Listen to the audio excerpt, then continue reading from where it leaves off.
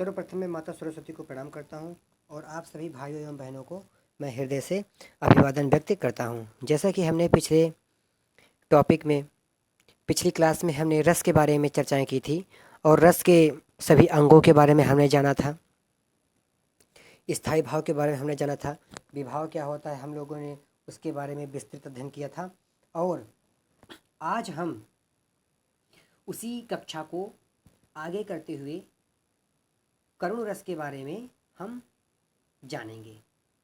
आज फिर करुण रस के बारे में जानेंगे, अद्भुत रस किसे कहते हैं उसके बारे में जानेंगे, और भक्ति रस क्या है उसके बारे में भी हम डीपली विस्तृत व्याख्या करेंगे। और जैसा कि आप लोग जानते हैं पिछली कक्षा में हमने रस के बारे में, रस की परिभाषा के बारे में, स्थायी भाव क्या होता है, विभाव क्या होता है, अनुभाव क्या होता है, संचारी भाव क्या होता है और उसके भेद क्या होते हैं, इन सब के बारे में विस्तृत अध्ययन हमने किया था। अब हम रस को आगे की ओर लेके चलते हैं। ठीक, अब सबसे पहले हमने बता दिया था कि करुण रस क्या होता है, शोक रस क्या है, उसके स्थायी भावों के ऊपर हमने चर्चा किया था।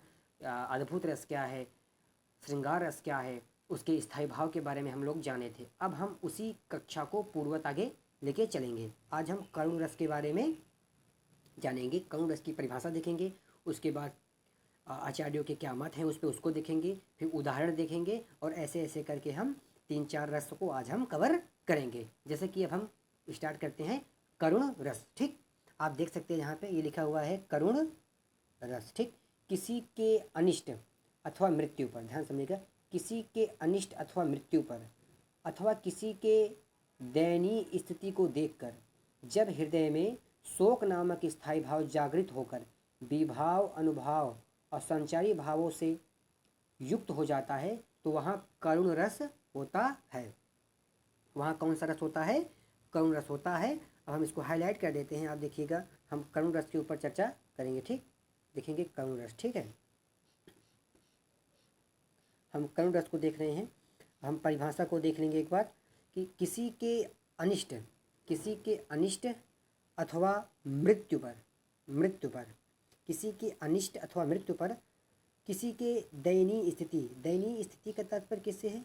किसी की दिनहीन स्थिति को देखकर जब हृदय में शोक नामक स्थायी भाव जागृत होकर विभाव, अनुभव और संचारी भावों से युक्त हो जाए तो वहाँ कौन सा रस होता है? करुण रस होता है। टिप्पणी, अब इसके ऊपर एक टिप्पणी है, आप टिप्पणी को देख लीजिए ध्यान से। भवभूत ने करुण रस को सभी रसों का आधार मानते हुए सर्वश्रेष्ठ रस घोषित किया है। ठीक, आप टिप्पणी को नोट कर लीजिए। भवभूति ने करुण रस को सभी रसों का आधार मानते हुए सर्वश्रेष्ठ रस घोषित किया है। क्या किया है? सर्वश्रेष्ठ रस घोषित किया है। आचार्य रामचंद्र शुक्ल ने इसे मानवता का उद्धार कहा है। आचार्य रामचंद्र शुक्ल ने हिंदी साहित्य के इतिहासकार हैं, ये बहुत ही सुप्रसिद्ध इतिहासकार हैं। इसे क्या कहते हैं? मानवता का उद्धार। इसे क्या कहते हैं? मानवता का उद्धार। इसे मानवता का उद्धार के नाम से प्रस्तुत किया है। आप कुछ मत करिए, अगर आपको समझ में ना आ रहा हो तो आप एक बार इसको ऐसे रैंडमली मैं बता रहा हूँ, आप इसको सिर्फ देखते हुए चलिए। उसके बाद हम इसको फिर से जब व्याख्या करेंगे तो आपको और अच्छे से समझाएंगे। अभी आप सिर्फ समझते हुए चलिए। हम तो व्याख्या करेंगे ही इस बार भी, जैसे अभी कर रहे हैं वैसे पिछली बार भी करेंगे, लेकिन आप इसको समझते हुए चलिए। ठीक है, बस देखिए अब हम उदाहरण के ऊपर चर्चा करेंगे। शोक विकल सब रोम हिरानी, यानी ये आप मान के चलिए जो इसमें उदाहरण आप देख रहे हैं, उदाहरण के ऊपर हम चर्चा करते हैं। ध्यान से आप उदाहरण को समझिएगा। इसी उदाहरण के माध्यम से आपको ये करुण रस समझ में आ जाएगा। ठीक है, हम अब चर्चाएं कर रहे हैं। ठीक, स्टार्ट करें? ठीक है, चलिए हम स्टार्ट करते हैं। ठीक है, देखिए ये जो करुण रस है, करुण रस का स्थायी भाव होता है शोक। किसी के अनिष्ट अथवा मृत्यु पर, ध्यान से समझिएगा, किसी के, आपको दिखाई दे रहा होगा ना? हाँ, किसी के अनिष्ट अथवा मृत्यु पर। अब क्या होगा? अनिष्ट क्या होगा? मृत्यु पर, किसी की दयनीय स्थिति को देखकर, किसी की कोई बहुत ही घोर संकट आ गया हो उसको देखकर जब हृदय में शोक नामक स्थायी भाव जागृत होकर विभाव, अनुभव व संचारी भाव से युक्त हो जाए तो वहाँ कौन सा रस होता है? तो वहाँ करुण रस होता है। तो वहाँ करुण रस होता है। ठीक। अब देखिए इसके ऊपर टिप्पणी भी है। भवभूति ने करुण रस को, भवभूति ने करुण रस को सभी रसों का आधार मानते हुए सर्वश्रेष्ठ रस घोषित किया है। अब देखिए आचार्य रामचंद्र शुक्ल ने इसे मानवता का उद्धार कहा है। अब देखिए अब क्या है, हम इसकी क्या बोलते हैं, अब उदाहरण के ऊपर चर्चा करेंगे। ठीक है, हम इसके उदाहरण के एक बार देख लेते हैं जिससे आपको और अधिक समझ में आ जाएगा।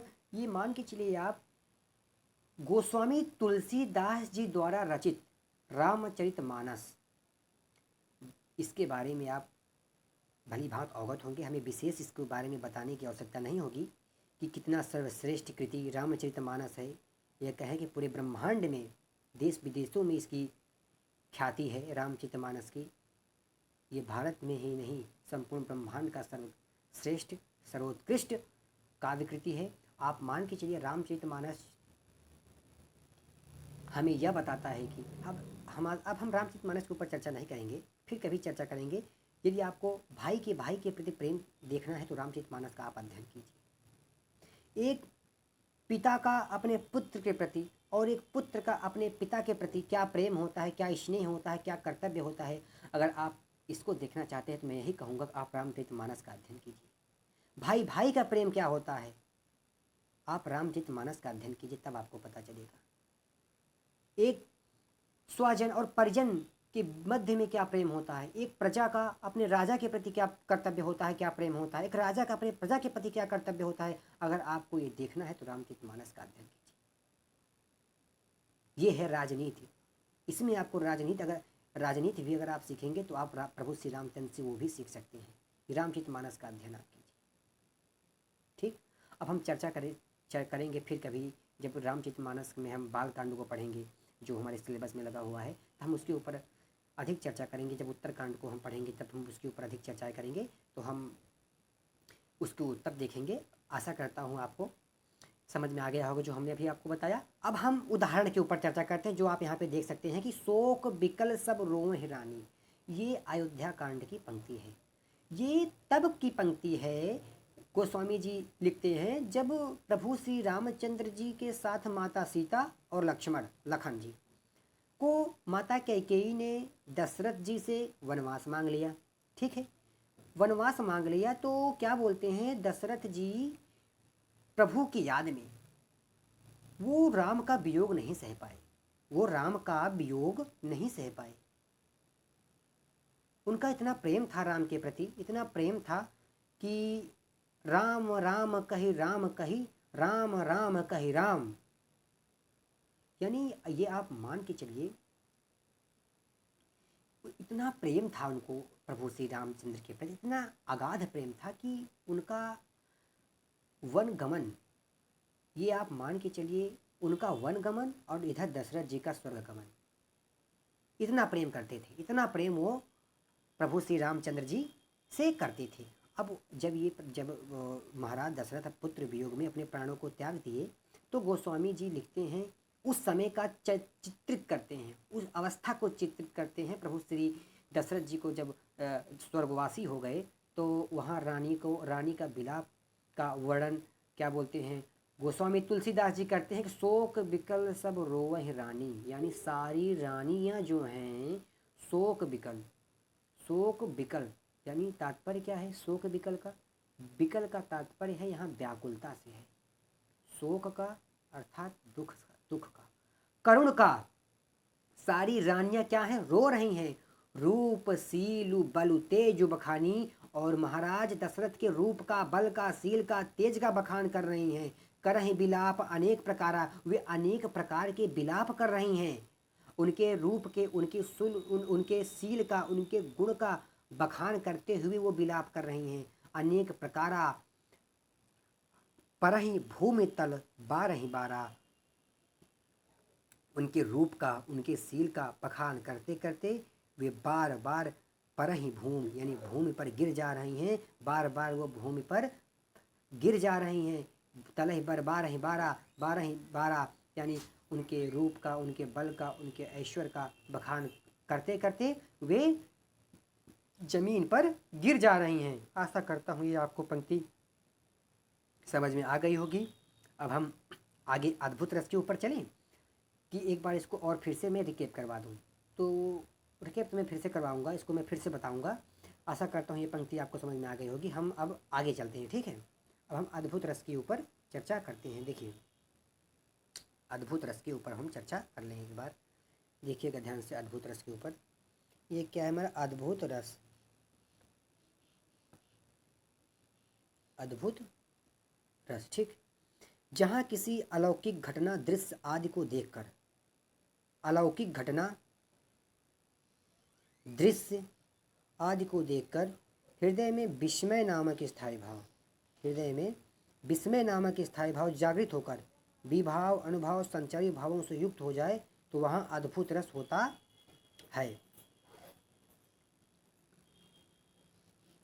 अद्भुत रस होता है। अब टिप्पणी, अब इसके ऊपर टिप्पणी है कि जादूगर बाजीगर के कार्यों में अद्भुत रस न होकर वहाँ अद्भुत रस का रसाभास होता है।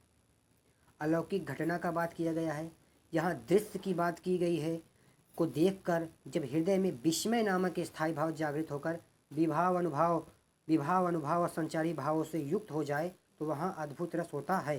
टिप्पणी क्या है इसके ऊपर, जादूगर बाजीगर के कार्यों में जो जादूगर होते हैं, जो बाजीगर होते हैं, जो वो कार्य करते हैं, अब वहाँ पे अद्भुत रस ना होकर, वहाँ पे कोई अद्भुत रस नहीं होता है। वहाँ अद्भुत रस ना होकर केवल अद्भुत रस का रसाभास, केवल अद्भुत रस का क्या होता है, रसाभास होता है। यानी उसके अद्भुत रस का केवल आभास रहेगा कि हाँ ये अद्भुत रस है, लेकिन वो पूर्णतः अद्भुत रस नहीं होगा। पूर्णतः है आप कह दो कि वो अद्भुत रस है, नहीं, क्योंकि वहाँ अलौकिक घटना का बात किया गया है भाई, दृश्य की बात किया गया है, विस्मय की। जब विस्मय नामक स्थायी भाव यहाँ पे भी विस्मय जागृत होगा, लेकिन यहाँ पे अद्भुत रस ना होकर केवल उसका आभास मात्र होगा, बस केवल उसका आभास मात्र होगा। आशा करता हूँ आपको समझ में आ गया होगा। नहीं भी आया है आप दिक्कत मत लीजिए, एक बार फिर से हम इसको पुनः दोहराएंगे, ठीक। अब देखिए इसके उदाहरण के ऊपर हम चर्चा कर लेते हैं। ध्यान समझिएगा इसका उदाहरण क्या है, ठीक। उदाहरण देखिएगा इसका आप। अखिल भुवन चर अचर सब हर मुख में लखीमात। ये उदाहरण मैंने आपको पिछली कक्षा में भी करा दिया है। अगर आप पिछला वीडियो आप देखें तो मैंने उसमें भी करवा दिया है कि इसमें स्वरभंग का गदगद वचन, विकसित दृग पुलकात, रोमांच, मैंने आपको सात्विक भाव जब पढ़ा रहे थे तो मैंने वहाँ पे इसका उदाहरण आपको दिया था। आशा करता हूँ ये अब आपको समझ में आ गया होगा। वही उदाहरण मैं यहाँ पे फिर लिया हूँ कि यहाँ अद्भुत रस है, एकदम अलौकिक घटना का वर्णन है यहाँ पे। अब देखिए कैसे, अखिल भुवन चर अचर सब,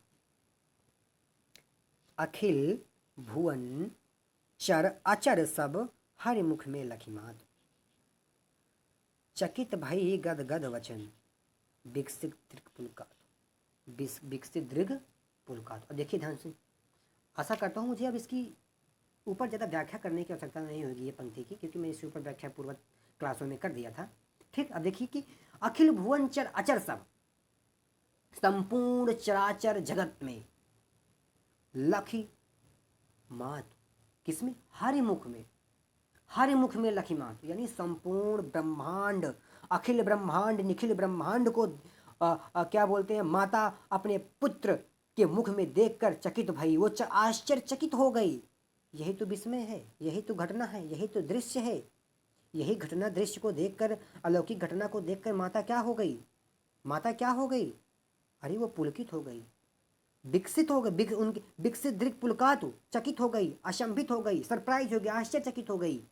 यही तो अद्भुत रस है, यही तो अद्भुत रस है, यही तो है जहाँ पे क्या बोलते हैं, विस्मय नामक स्थायी भाव जागृत होता है। यहाँ विस्मय ही तो है, आश्चर्य की ही तो बात की गई है।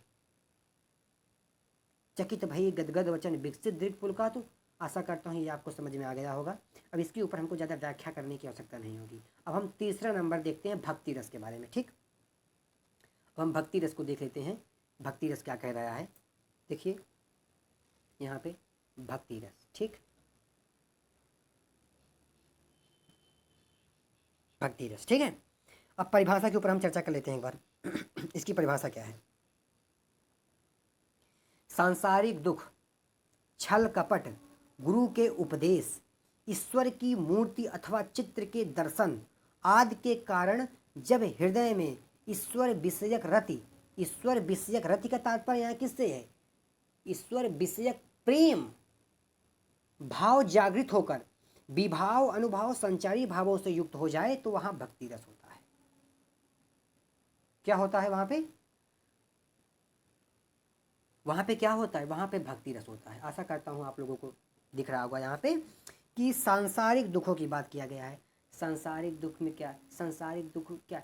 दैहिक हो गया, दैविक हो गया, भौतिक दुख हो गया। इस सभी पीड़ाएं जो हैं ये संसार क्या बोलते हैं, ये सभी प्रकार का दुख यहाँ पे व्याप्य है। छल कपट, गुरु के उपदेश, या फिर कोई गुरु आपको उपदेश दे तब आपके अंदर ईश्वर को ढूंढने की, ईश्वर को प्राप्त करने की इच्छा जाग जाए। ईश्वर की मूर्ति या प्रभु का चित्र अगर आप देख रहे हो, चित्र उसको देखकर आपको आपके दिमाग में ये हलचल मच जाए, ये उलझन